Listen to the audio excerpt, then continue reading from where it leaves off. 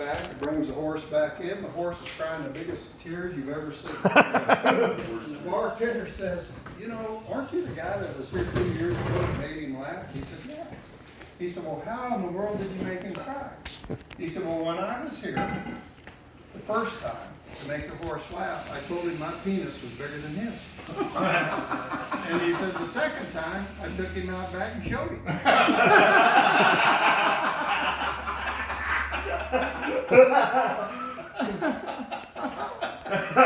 Oh my God. I remember that. So I remember a time in Tulsa, Oklahoma. I had a little red MGB convertible. Oh, nice. I drove from Oklahoma to Tulsa, and it was a weekend. Party time. And this Don story and is Max both lived in Tulsa. And we were over at, I think, Max's house. mine. We were having a cookout at my house. Or Mark lived there too. We were having a cookout at Mark's Oh, house. wow. And, you know, I know that you'll find this hard to believe, but we did drink a little beer. Maybe two. Between four of us. So then we decided we're gonna go to Don's house for some reason. So the MGB's got 2 seats. And so I think Max was sitting, were you on the back or the? Don and I were on On back, the back, holding on with one hand and beer in the other. drinking beer with the other. And Mark was in the front seat next to me. And Don was right behind me. Right. On the passenger Okay, side. good. Next to with holding on to Holding the beer. on to his butt. And then With a holding can of on beer. with A can of beer. and holding on with one hand. Yeah, and so we get about Jeez. 1 block from the turn to go to Don's house, which was just a couple blocks away. Yep. And somebody says, I think it might have been Mark, well, what can this thing do? I said, well, just hang on. Oh, geez. So we crank it up and we get to that corner. Interstate. Oh, my We were God. going down the interstate like You that. notice this is a Setting weed. out the freaking beer. He's driving. Now it becomes weed. So we, Jeez. well, so we crank it up and we Oh, my hit the God. corner, and I'm probably doing maybe 50 miles an hour. Well, I Oh. know that Jeep can take the corner. Yeah. So we take the corner, Oh, my God. and I get about a half a block, and I think Max taps me on the shoulder and said, we lost Don. Jeez. So when we hit the corner, Don flew out of it. Do you remember this? Oh, He hits absolutely. the concrete, hits the curb, bounces and rolls up into a yard. This is funny. And Oh, my God. But when he gets up from it, he goes, I didn't spill a drop. so Don has got blood You're good. everywhere. Oh, in his God. hand. I mean, it was just gushing everywhere. And so we decided, well, I guess we ought to take him to the hospital. Yeah. So Max knows where the hospital is. I'm driving. Yeah, Max is now driving, which was a huge mistake. So we come up to the emergency room of the hospital. Well, when you come up to it, it was a covered place, and there was a sidewalk there and a curb about like this. Well, Max Fuck didn't the curb. realize there was a curb there. Oh, God. Bam! We go right up over that curb and pull right up to the front door of the emergency room with the car. So we get Don out, take him in, and of course they are getting him and they're trying to get him sutured and bandaged and all of that. And they finally, the head nurse comes to me and Mark and Max and said, if you guys go out and lay on the lawn behind the emergency room, we will not have you arrested. Because we were going up to the nurses going, is it a boy or a girl? And we were getting a boy. So here we go. The 3 of us go out. We're laying in the lawn. Thank God. Laying on. And so Don is going in there and he's got his hand and everything all screwed up and so they're starting to look at him and Don says, don't give me anything that affects my drinking. That's exactly Don't give me right. anything that affects my drinking. So our poor wives, because we are so late, Oh, no. Oh. and we never called.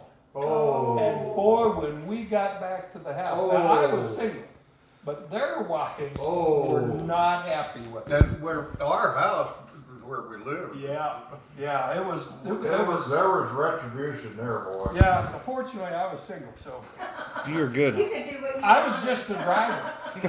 Your wife, Joy, was the most pissed Yeah, off. she was really pissed, She was. and rightfully Yeah. so. I don't remember that. Yeah, it was Yeah, Dawn's I fault. do. What the hell? Guess what? Yeah, they were all bandaged up. Gary, it was Don's fault. He It fell was out. Don's fault. Oh, God. Should have, He you fell know, out. Yeah. you should have held on, Don. What the hell? You're right. You screwed it up.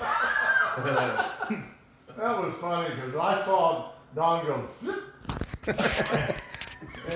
And did I see that? I didn't know it was going. Yeah. Hey, we lost. He could have easily bashed his brain and Yeah. done blood all Yeah, over Maybe his he brain. did. Oh, What do Well, you mean? so the moral of that story was, make sure you find out when Don is gonna fly out. catch him prey. Strap him in. Strap him in. But it was, I think there were a lot of guardian angels that were really busy that day. And Well, yeah, because you were doing 85 miles an hour on the interstate. yeah, we were And hauling. these guys are sitting up there Oh, God. holding on with one hand. And a beer can in the other, singing. Oh, We're God. singing. It was a bad, It bad was scene. really, Dad, it was a hell of a lot of fun. Now for the fun part. Bad Dad, Dad, So, Dad. Do you have any stories about Tony? Because his grandson's here. Because he was like one of your best brothers. Because I've heard some of them, but Well, I'll start with this. Tony was born 1 year, 1 month, 1 week, and 1 day after me. And Tony was the best friend in my life, and still is.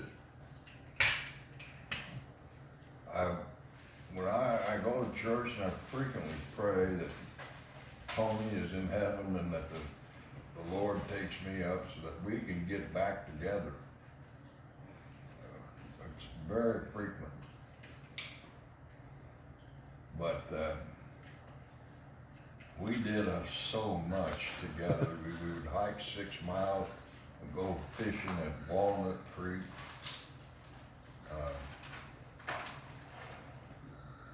Those were good days. Tony was a hell of a man. I'm sorry, I just wanted to get that in. That's good. any specific stories where you guys did some crazy things? I'm sure there's a few of them there. Well, Tony, was my size. Yeah. He's a big guy. Yeah, he was my size. He and I could look each other in the eye. He's about 6'3". Stronger though. Huh? He was stronger. He was a bull.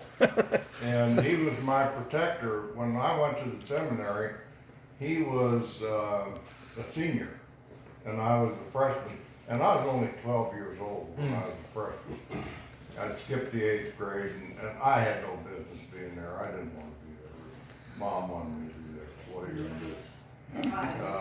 But Tony looked out for little Mark, you know? Yeah. And nobody screwed with me. And one time, one guy screwed with me, and we were playing this game,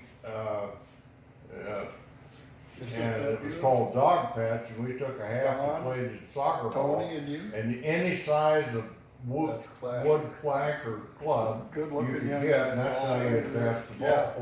ball. And this guy took me out, tried to hurt me, and it tickled me off. Tony had a big plank of wood, and he set that thing flying. It sounded like a helicopter going, woof, woof, woof, woof, right over this guy's head. Whoa. And he had to duck down because he was sending that, take that guy's head off. And that was the end of that. What was that? Oh, Tony was protecting me when I was in the seminary. I was just a little scrawny, 5'2", 12-year-old kid. And Tony was a senior, and of course, you know, he was a bull.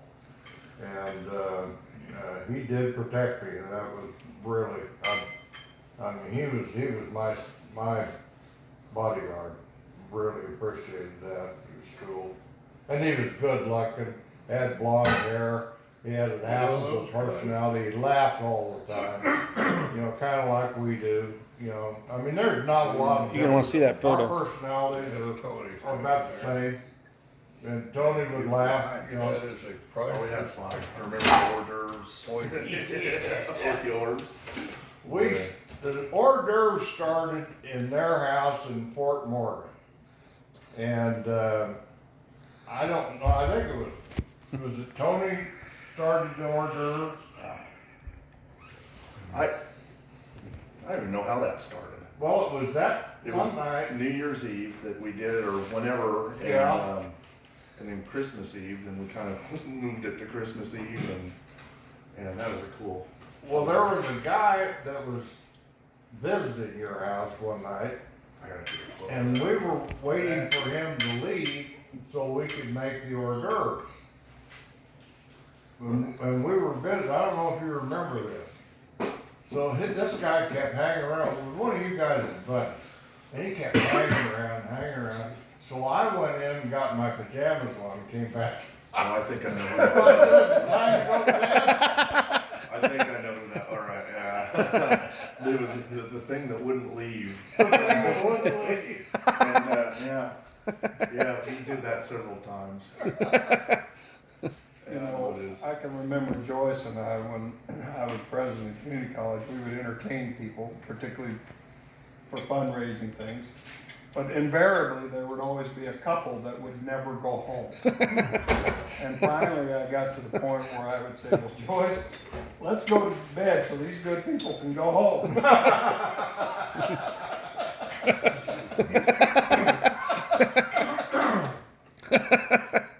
So that book next to you, Vince, that's where we want to get a lot of photos. That black book.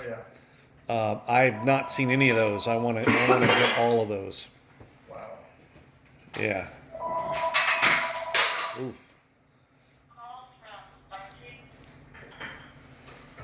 You need a hand, Dad? So Thank you. when Dave retired from Panhandle Eastern, they had a retirement party for him. And I came to that retirement party. Now, Dave was pretty formal with Panhandle. I mean, he was really all business and formal, and it was, you know, very serious with him. Yeah. So at the retirement, people were getting up and saying things about Dave. And so they asked me if I would like to say something about my brother. I said, sure. I said, you know, Dave, about 2 weeks ago, went down to Social Security to apply. And he came back and said, well, he had a little trouble down there, but he finally got it. And Lila said, well, what was the trouble? He said, well, I didn't have the documentation that they wanted to file for the Social Security. So he said, what I did is I just opened up my shirt and showed them all the gray hair. And they went ahead and let me file. And Lila said, well, why didn't you pull down your pants and go for full disability?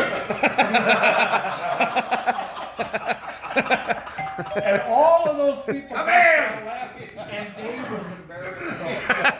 He was so embarrassed.